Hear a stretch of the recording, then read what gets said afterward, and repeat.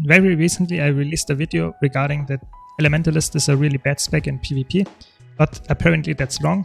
A lot of people played Elementalist in the last monthly automated tournament, and it seems like there is a really good Dagger Dagger catalyst that is played as a side noder, and today I want to share this build with you. I'm Summer, and without much further ado, let's jump right in.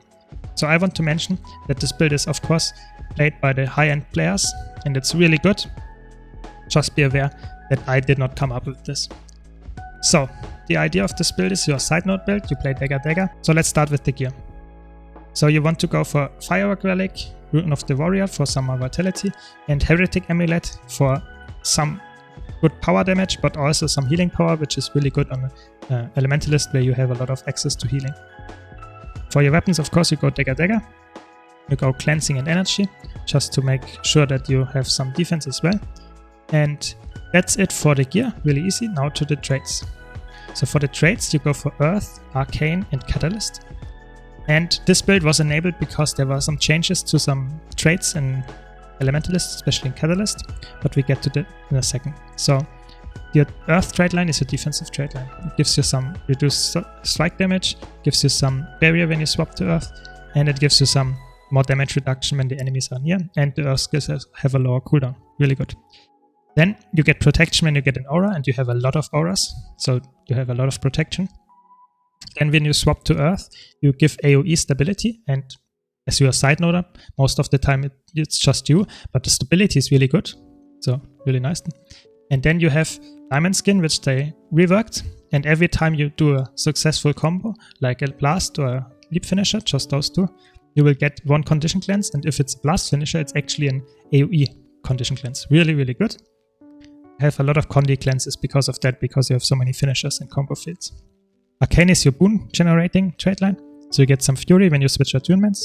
You get some other boons when you change attunements, also to allies, really good, protection especially, but also swiftness can be really helpful. Then you have some more concentration, and your recharge of your attunement swap is reduced, also really good. Then you get some vigor when you critically strike a foe, which you should a lot of the time, so therefore you have almost a 50% uptime if you don't get corrupted, or even more than 50%. Then you have lesser arcane shield when you use your elite skill, really good as well. It's 3 blocks just by pressing a button that you would use for other skills as well, very good.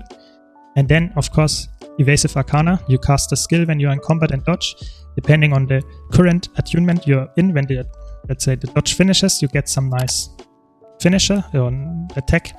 So in water especially, you get some healing condition cleanse, but also the earth one is really good. It's a blast finisher, so you can combo it with your water fields, or you can some really nice might stacking or something. So there is a lot of potential with just using this trait. The other two are not that crazy. The blind can be helpful in air, but the fire one is not that crazy good. And then of course Catalyst, you get access to your Jade Sphere, and then with this trait you get some energy when you switch attunements and some might. Nice. You get some more stats just by being in combat, and whenever you gain an aura, and whenever you combo in an element, you get an aura depending on the element you're in. Especially important is the shocking aura and the magnetic aura, but all of the auras are really good because of course they give you more stats, and general an aura is always good to have. So then you have your Spectacular Sphere, really strong. So it gives you always swiftness, and depending on the element that you use the sphere in, it gives you other boons. So Fury, Vigor, Might, Resistance, they are all really good. Especially Resistance can be really helpful in a 101. And then the last trait, that's why it was recently buffed and why this build is viable at all, is because you have Sphere Specialist, which will now have the boons that the Jade Sphere gives, 50% baseline increase, so they are longer, really good. But the next, let's say, line is the important one. You can now gain energy while Jade Spheres are active. So you can, previously, without this trait, you can't get energy while you have one Jade Sphere or multiple Jade Spheres off.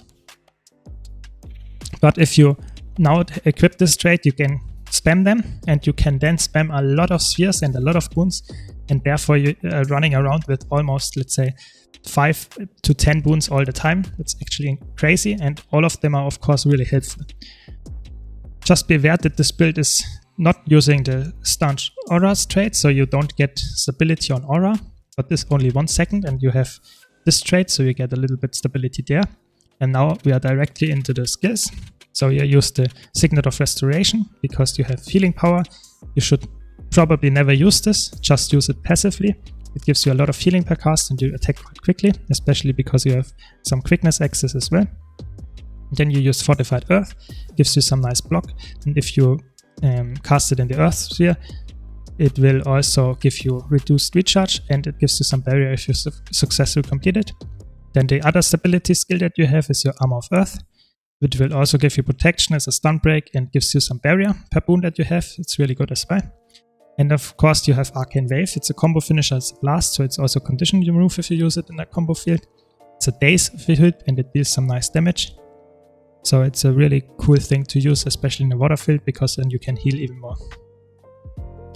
And your last skill, your lead skill, is just resetting the cooldowns of your skills by 25 seconds, which is all cooldowns on this weapon set completely.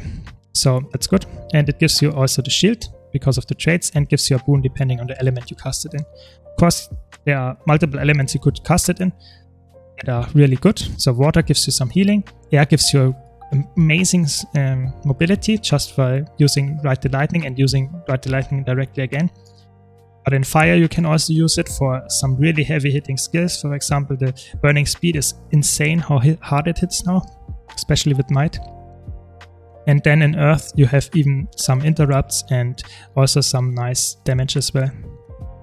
And some immobilize that can also be helpful. So you have a lot of skills here. I won't go over all of them, but like I said, you have here some blocks missiles, you have some evade, immobilize, leap finisher, knockdown blast, blast finisher damage, some stun, shotting aura really good, some blast finisher weakness application, some knockback, really strong evade, some really nice mobility, some healing, some blast finisher with an ice field, so it gives you instantly the combo. Another aura here, some healing and condition removes also for your allies, and some nice evade and really heavy damage, some fire field, and some more damage. So that's the build. If you like this video, be sure to leave a like. If you want to see more guides or content like this, don't forget to subscribe. Also be on the lookout for some nice commentary of this build in the future. Thanks a lot for watching and I hope to see you in the next video.